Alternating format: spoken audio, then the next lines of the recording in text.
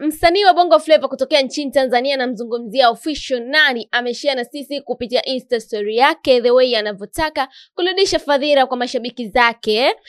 Ameandika maneno haya na nukuu, najua kuna watu wengi sana wanafanya vibarua vidogo vidogo na wanakosa mtaji. Nataka kutoa mtaji wa Laki1 kwa watu 10. Njoo DM niambie unachofanya kwa ushahidi kabisa.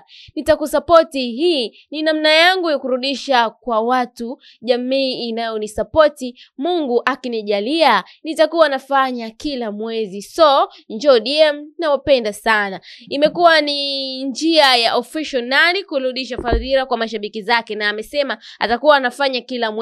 Hiyo ni milioni, I think Laki1 kwa watu 10 ni milioni, yes.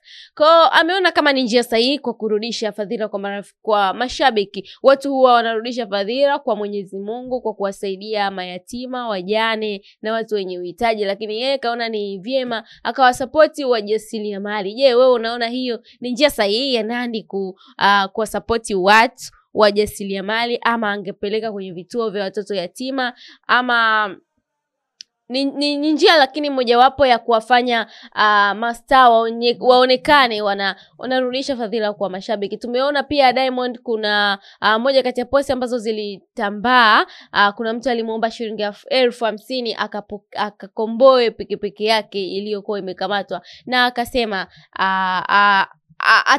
by the way alimpa mwongozo wa kupata pesa hiyo. Kwa hiyo wasanii wetu kidogo sasa hivi is like wanatukumbuka sisi fans wao. Huyo ni Official Nandy na ndo njia ambayo ametumia. Unaweza ukadondosha comment kama ni njia sahihi ama alikuwa anatakiwa kwenda kuwapa support watu wenye uhitaji zaidi kama mayatima na wajane. Mimi niite Jojo TZ, tukutane baadaye, utakometisha zaidi.